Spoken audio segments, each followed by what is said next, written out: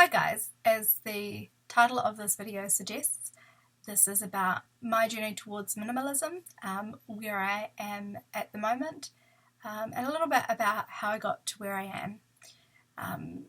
I believe that minimalism is a mindset, and it's a process, it's a journey. You don't get there overnight. I certainly didn't. So I've been thinking about it and realised that my journey towards minimalism started really in the first year of my fashion degree. I've always been interested in the environment and sustainability and all of those kind of things, but it wasn't until I got to university that I started to become confronted with my own personal story, and my wardrobe really is where it kind of started. And in the first year of my degree, I had to make garments from old shirts, so we had to sort of effectively, I suppose, recycle these old shirts or upcycle them, whatever you want to call it. We had to make them into a new garment, so I guess that's more recycling rather than anything else.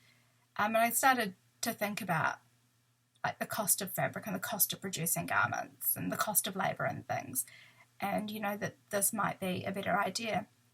And then in my second year, we watched, I believe it was China Blues. We watched a film about sustainability and about factories and about the fashion industry. But before we even watched this, one of our lecturers got up and said, "How many pairs of trousers do you have in your wardrobe? Count." Like she wanted us to think about and count all the pairs of like trousers and all the tops and all the cardigans and all the sweatshirts. And when you think like trousers, she said bottoms. So this was like, trousers, leggings, stockings. So you can imagine that for most of us, I kept thinking of things as it went on, and I thought, I don't really have that much, I've only got a couple of pairs of leggings. And then I realised I probably had about 6 to 8 pairs of leggings, and I probably had 4 or 5 pairs of trousers, 2 to 3 pairs of jeans, which I never wore because I hated the way they felt and I was never comfortable in them. Just don't feel like I'm the right shape for jeans. People will disagree with me, but I don't enjoy wearing them. And then, skirts and then stockings. And I realised that just with that one section of my wardrobe, I had a massive amount of garments. And when I realised the impact that this amount of, but purchasing this number of garments at such a low cost had on the lives of others, I found that really shocking.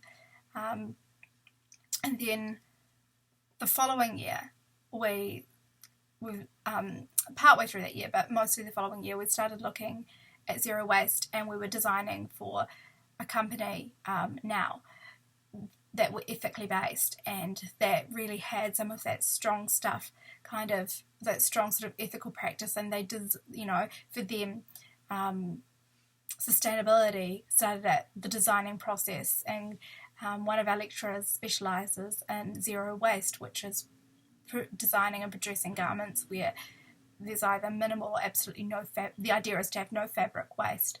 And she's at the point now where she's getting, because you can end up with some quite interesting shapes, but she's getting to the point now where she's looking at ways of making more fitted garments, and then realising that sort of by designing a couple of garments using the same fabric, you can actually fit enough pieces that you can use this one piece of fabric to create a couple of garments, and then they've got that closer sort of slimmer fit, that sort of silhouette. And just by getting a bit more creative about how you place the pieces and how you think about the way to make a garment, and so it's really quite interesting. So I discovered that, and then I started looking at things on YouTube. Actually, it was a small house movement, and then I started looking at zero waste in terms of the concept of producing as little rubbish as humanly possible. I believe Americans call it trash. And that sort of began opening my eyes to the amount of stuff that I had. And so then there was minimalism, and I started researching and kind of looking at all these things. And I say researching, I haven't done massively in-depth research in terms of that stuff, but I sort of quite a lot of YouTube and quite a lot of TED Talks, all those kind of things. So for me, it started with my wardrobe, and I started paring it down, and now I'm at the point of challenging myself to a year of a capsule wardrobe. Now there's a couple of pieces that I haven't got yet, but I determined before I started that I would need, so there might be a couple of extra pieces come into my wardrobe. There's something I've purchased which hasn't shown up yet. I'm waiting for that, and I've realised I need a pair of boots that can go with the trousers that I wear every day, so that I don't get sopping wet in Wellington's amazing rain.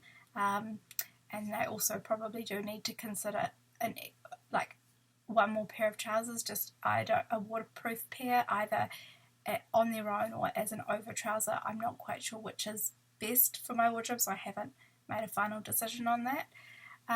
But one of the other things, as I say, because I found zero waste and all of these ideas about sustainability and looking after the environment really do interconnect. So one of the major things I've been working on is actually reducing the number of items in my bathroom, which sounds kind of crazy. So what I mean by that is I've been given over the years so many random soaps, so many random body washes, and I have so many products, and my challenge to myself was to start working my way through these, and that when I finished with them I would switch to a sustainable alternative or eliminate them. I've eliminated shampoo. I now use a shampoo bar. I purchased one at a local, greengrocer or health food store. We've got a place called Common Sense Organics that I really love. So I got mine from there, and yeah, I love it. It's really great. It's really nourishing, but I haven't finished my conditioner yet, so I'm going to finish my conditioner.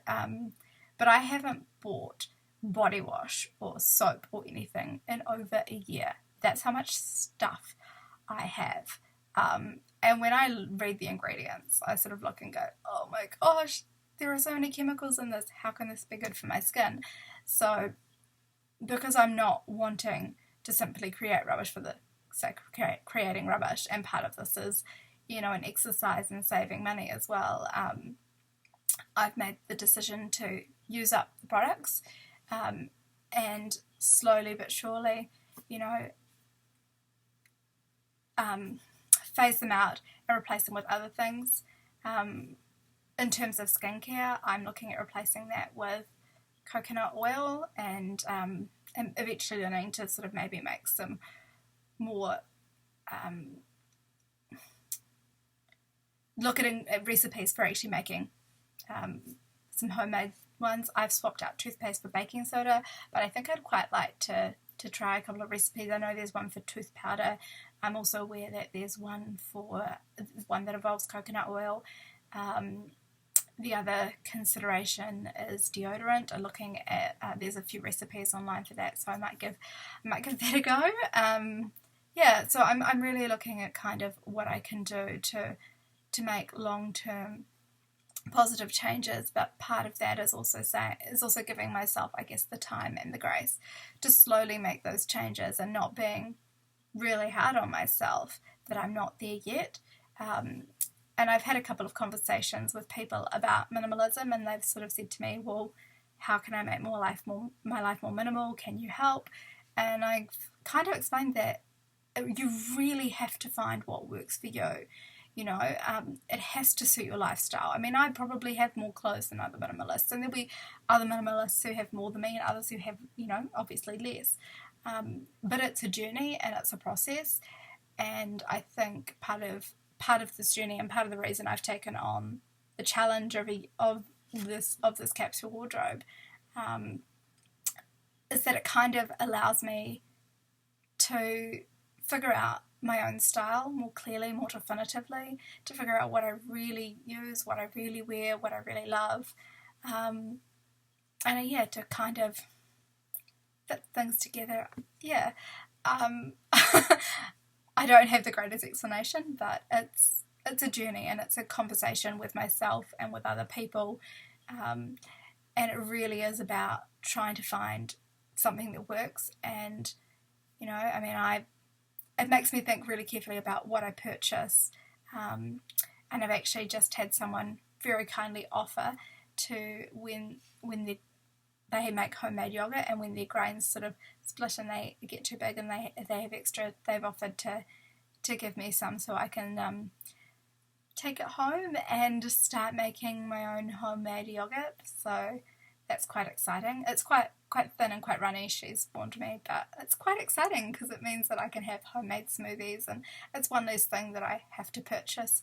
So yeah, and that means less plastic packaging, so less things that I'm needing to recycle, which is great because I'm aware that only 20% of what we put in our recycling actually gets recycled, so to actually start making some positive changes in that area as well, or more positive changes in that area, is really fantastic. Anyway, that's all for now. I feel like that's quite a long video. So anyway, please feel free to comment, ask questions. If you have suggestions for videos, I'd love to hear them. If you like this video, please feel free to give it a thumbs up and subscribe to my channel. Alright, have an amazing weekend. See you later. Bye.